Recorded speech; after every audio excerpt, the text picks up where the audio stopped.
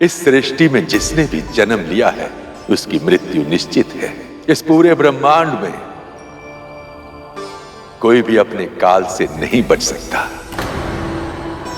अमरता का वरदान छोड़कर कुछ और मांग लो, मैं तुम्हें अवश्य प्रदान करूंगा।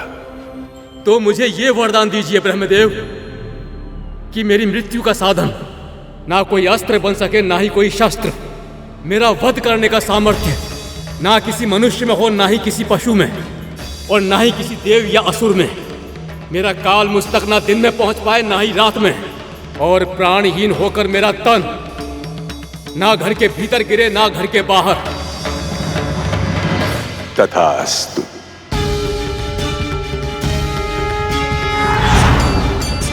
अब कौन कहा किस समय वध कर पाएगा मेरा? अब कोई नहीं मार सकता मुझे, कोई नहीं। इतनी शर्तों के बाद तो हिरण्यकश्यप का वध करना संभव हो गया होगा ना मां? केवल हिरण्यकश्यप ही नहीं, उससे पहले और बाद में जन्म लेने वाले अनेक असुरों को लगता है कि भगवान को ऐसे वरदान देने के लिए विवश करके वो मृत्यु को छल पाएंगे, अपने काल से जीत पाएंगे। पर वो ये नहीं समझ पाते कि ऐसे विशेष वरदानों के माध्यम से वो स्वयं ही निर्धारित कर देते हैं कि उनकी मृत्यु कैसे होगी। हिरण्यकश्यप के साथ भी ऐसा ही हुआ था, पर अभी उसका अंत होने में समय शेष था। अभी तो उसकी तपस्या पूरी हो जाने के कारण इंद्र और अन्य देवताओं के ऊपर संकट के बादल गिर गए थे। ऐसा भीषण वरदान अमृत ना मिलकर भी लगभग मिल ही गया है। अब क्या करेंगे? उस दुष्ट का सामना कैसे करेंगे हम? हे प्रभु, अब क्या होगा? महारानी, देखिए कितना बड़ा वरदान प्राप्त किया है आपके पति ने। अब असुरों की विजय कोई नहीं रोक सकता, कोई नहीं। पर कहां हैं आप महारानी? और हमारा पुत्र कहां है? पुत्र?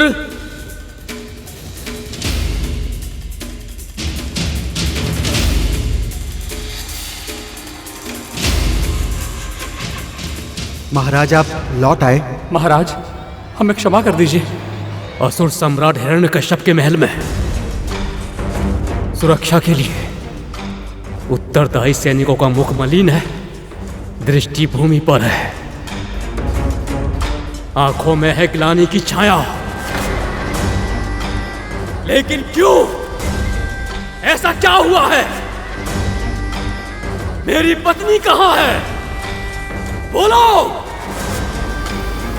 महाराज, वो देवों का राजा इंद्र वेश बदल कर आया था और महारानी का अपहरण करके ले गया। हमने बहुत प्रयास किया महाराज, अनेकों असुर मारे गए महाराज, पर हम महारानी की रक्षा नहीं कर पाए महाराज। गुप्तचरों से पता चला है महाराज कि उन्हें नारद मुनि के आश्रम में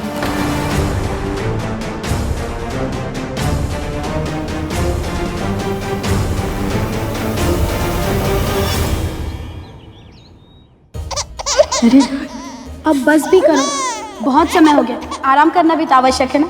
लाओ।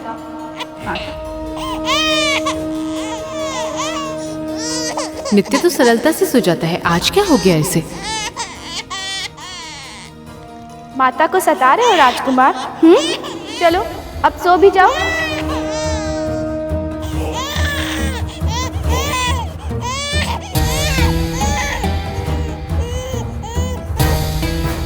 अद्भुत, अद्भुत, अद्भुत, अद्भुत। ऐसा क्यों कहा आपने मुनिवर? क्या मेरे पति का कोई समाचार मिला है? और वैसे भी आज ना जाने क्यों मेरा मन बहुत व्याकुल है। आप जिसे व्याकुलता समझ रही हैं वो आकुलता है देवी। आपका मन अपने प्रिय के बारे में जानने को अकुला रहा है देवी।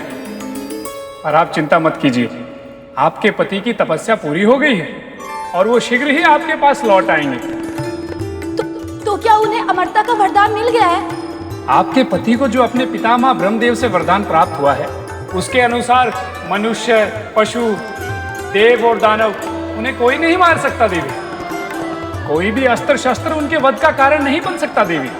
उनकी मृत्यु चाहकर भी दिन के प्रकाश में उनके पास नहीं आ सकती, और ना ही रात के अंधेरे में।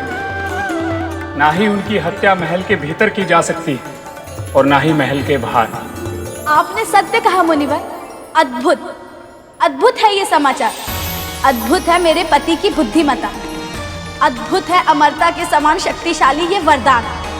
ये बहुत ही शुभ संकेत है मुनिवर। इसका अर्थ ये है कि ये बालक अत्यंत भाग्यवान है। ये तो सही कहा देवी आपने। ये बालक अति भाग्यशाली, और इसमें सब प्रभु की लीला है। ये बालक अपने पिता के उद्धार का कारण बनेगा। नारायण नारायण। नारद मुनि, कहाँ है नारद मुनि? कहाँ है नारद मुनि? कहाँ है वो पक्षपाती? विष्णु का भक्त है ना वो, इसलिए उसने मुझसे शत्रुता निभाई। बोलो कहाँ है वो?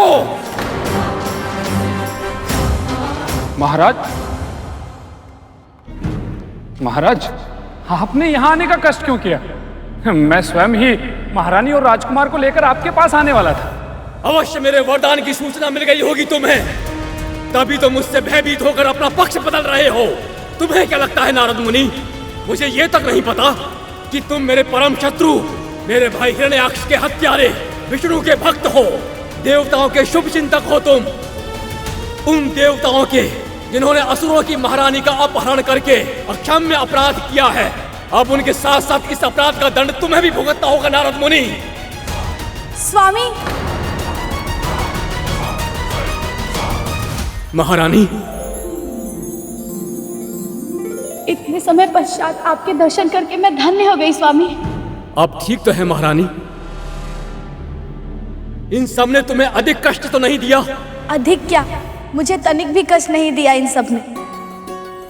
मैं और आपका पुत्र, हम दोनों बिल्कुल ठीक हैं। अपितु मुनिवर ने देवराज इंद्र के षड्यंत्र से हम दोनों के प्राणों की रक्षा की है।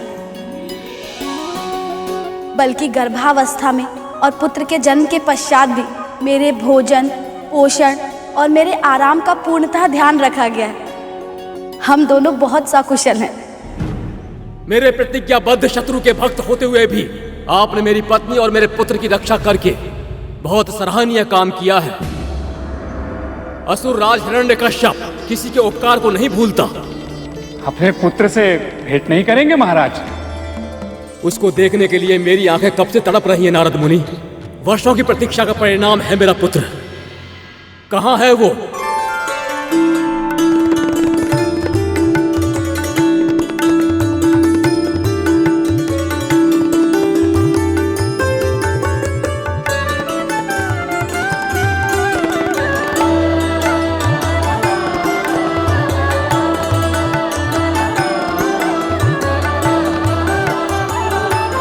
प्रभु का सबसे बड़ा शत्रु उनके सबसे बड़े भक्त से पहली बार मिल रहा है। कितना विलक्षण है ये क्षण। आज तो इस पिता का स्नेह बरसाती नदी की तरह अपने किनारे तोड़कर बह रहा है, पर जब इसे पता चलेगा कि इसके पुत्र के मन में नारायण बसे हैं, तब क्या होगा? महारानी, मेरे जीवन का सूर्य हैं आप। असुर कुल को इस योग्य राजकुमार का उपहार देकर आपने हमारा उज्जवल भविष्य सुनिश्चित कर दिया है। अब असुरों की कीर्ति पताका युगों युगों तक फहराती रहेगी। कितना तेज है इसके मुख पर। निश्चित रूप से ये महायोद्धा महावीर राजकुमार बनेगा। ओम नमो नारायणाय।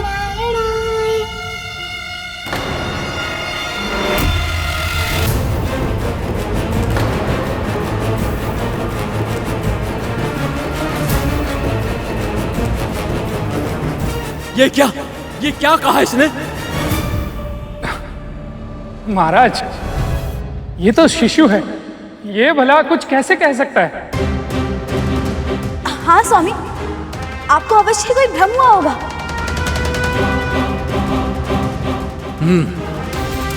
आप सही कह रही हैं महारानी।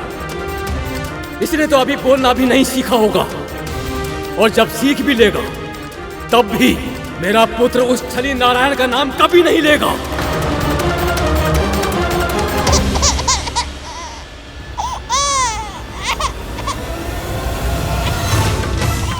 अरे इसे क्या हो गया अचानक? लीजिए महारानी, आप ही संभालिए इसे। पिता को पहचान नहीं पा रहे हो पुत्र? कोई बात नहीं, शीघ्र ही पहचान जाओगे, परंतु उसके बाद माता के पास आना बंद मत कर देना। स्वामी, मैं आपकी ही प्रतीक्षा कर रही थी। अब आप आ गए हैं तो बताइए, हमारे पुत्र को किस नाम से बुलाएं? असुर कुल का भविष्य है ये। इसका नाम ऐसा होना चाहिए जिसका नाम सुनते ही सबके मन में प्रसन्नता भर जाए। ऐसा शुभ नाम तो गुरुदेव ही सुझा सकते हैं। गुरु समान मुनिवर यही हैं। यदि ये ना होते तो ना आज मैं होती, ना ही हमारा पुत्र, तो भला हम नामकरण किसका करते? महारानी सही कह रही हैं नारद मुनि। जैसे आपने शत्रुता भुलाकर मेरे परिवार की रक्षा की, वैसे मैं भी शत्रुता भुलाकर आपको अपने पुत्र का नामकरण करने का अधिकार देता हूं। ऐसा नाम दीजिए इसे कि पूरे संसार में इसका नाम कोई ना भूल पाए। ये बालक सबको प्रसन्नता का उपहार देगा, इसलिए इसका नाम होगा प्रहलाद।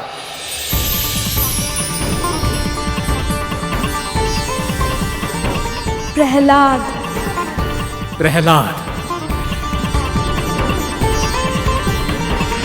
पुत्र की विष्णु भक्ति से अनभिज्ञ हिरण्यकश्यप उसे अपने महल में महारानी लीलावती के साथ छोड़कर सबसे पहले उन देवताओं से अपना प्रतिशोध लेने गया जिन्होंने उसकी अनुपस्थिति में उसकी पत्नी का अपहरण किया था। उधर स्वर्ग में देवगणों तक भी ये सूचना पहुंच गई थी कि हिरण्यकश्यप की तपस्या सफल हो चुकी है और उसे विशेष वरदान प्राप्त हो चुका है। और इसी कारण भय से आतंकित उन देवताओं ने युद्ध करने के स्थान पर आत्मसमर्पण कर दिया।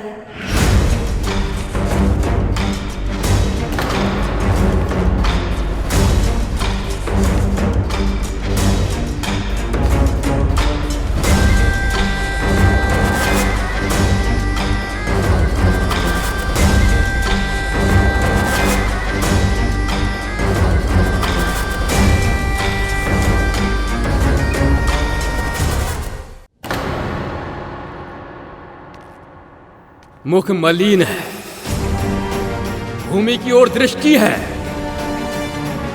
और दृष्टि में है पीलापन।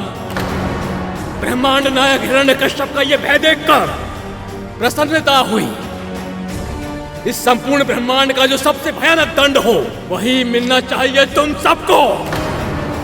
पर तुम्हारा राजा स्वर्गाधिपति देवेंद्र कहाँ है वो?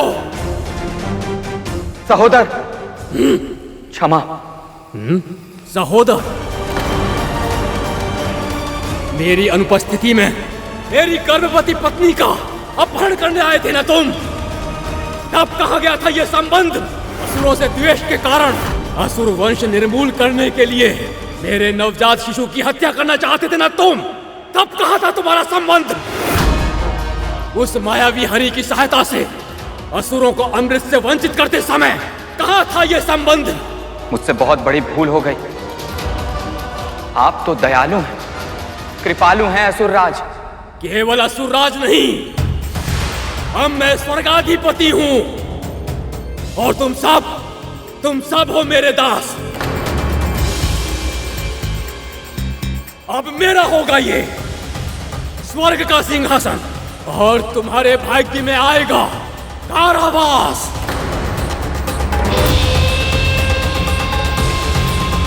और हां, तुम सभी देवता केवल मेरे ही नहीं, मेरे उस पुत्र के भी दास बनकर जियोगे जिसका जीवन तुमने आरंभ होने से पहले ही छीनना चाहा था।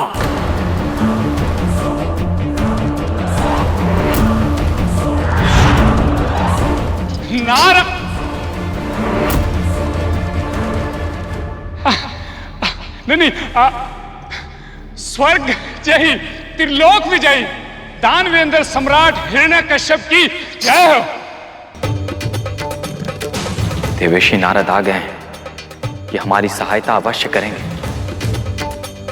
आ गए नारद मुनि। तुम कितनी भी मधुर बातें करके देवताओं का पक्ष लेने का प्रयास क्यों ना करो?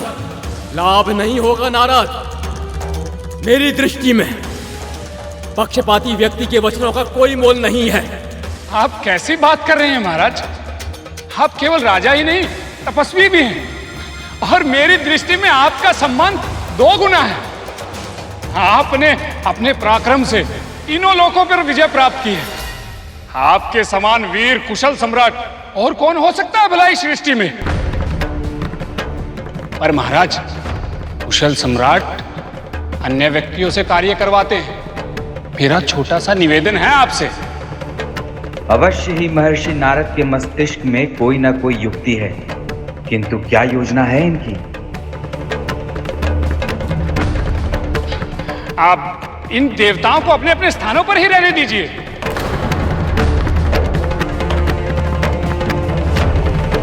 त्रिलोक का शासन चलाने के लिए योग्य प्रशासकों की आवश्यकता है।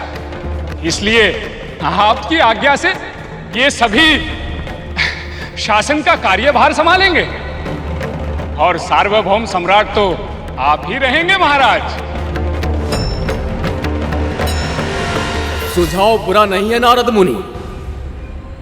प्रशासन में दक्ष हैं ये सभी। मेरी आज्ञा का पालन करोगे? करेंगे सहोदर, करेंगे। फिर वही सहोदर। महाराज, हम आपकी सभी आज्ञाओं का पालन करेंगे। महाराज, पृथ्वी लोक में यज्ञ के हविष्य का भाग भी अब से मुझे ही मिलेगा। स्वीकार है? मैं ही तीनों लोकों का सम्राट हूं, भगवान हूं मैं। ये स्वीकार है तुम्हें?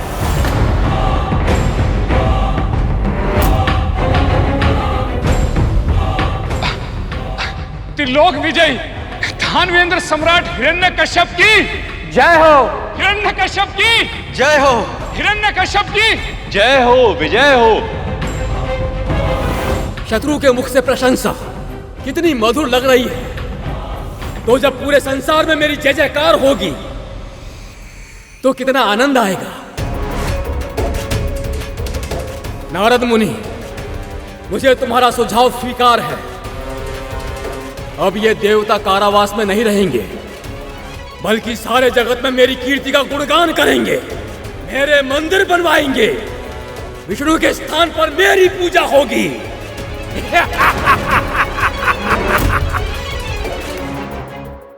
हवनों का हविष्य, पूजा का प्रसाद सब मेरे नाम पर चढ़ाया जाएगा। ओम नमो हिरण्याय। ओम नमो हिरण्याय। ओम नमो हिरण्याय। ओम नमो हिरण्याय।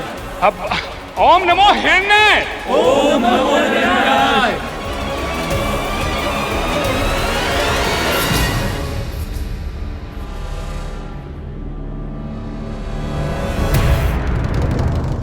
हिरण्यकश्यप ने समस्त सृष्टि में प्रभु विष्णु की पूजा के स्थान पर अपनी पूजा करने पर विवश कर दिया।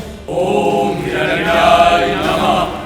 ओम लीलावती मनोहराय नमः। ओम कश्यप प्रजापति पुत्राय नमः। ओम कश्यप प्रजापति पुत्राय नमः। ओम हिरण्यकश्यपाय नमः।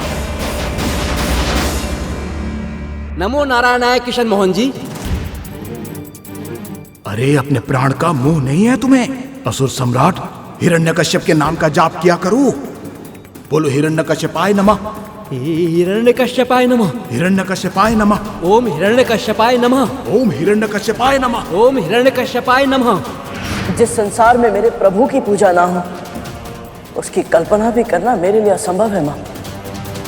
ऐसा कौन सा भय होगा जिसने देवता और भक्तों के मन को इतना अधिक आतंकित कर दिया कि उन्होंने एक राक्षस के कहने पर अपना धर्म त्याग दिया? और मां, प्रभु ने ऐसा होने ही क्यों दिया? प्रभु ने हिरण्यकश्यप को दंड क्यों नहीं दिया? ऐसे नीच अधर्मियों की मृत्यु शीघ्र ही क्यों नहीं हो जाती? क्योंकि उनके पिछले जन्म का पुण्य फल इतना अधिक होता है कि जब तक वो समाप्त ना हो जाए और जब तक उनके पापों का घड़ा पूरी तरह भर ना जाए, उनका अंत नहीं किया जा सकता। तो क्या संसार का कायाकल्प होते हुए प्रभु बस देखते रहे मां? नहीं पुत्र, हिरण्यकश्यप का अंत उसके पुत्र के रूप में जन्म ले चुका था। अपने पिता के पापों के घड़े को शीघ्र भरने में वो सहायता करने वाला था।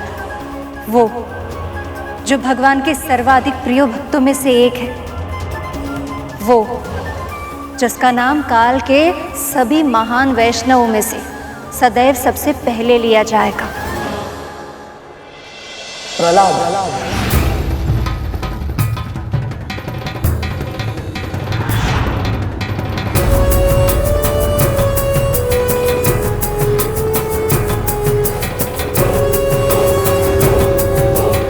हिरण्यकश्यप ने अपने पुत्र से आशाएं लगाई थी कि वो असुरी वंश को आगे बढ़ाएगा, किंतु उसे ज्ञात नहीं कि उसके पुत्र के भाग्य में प्रभु विष्णु ने जो लिखा है वो हिरण्यकश्यप के नियति को भी परिवर्तित कर देगी।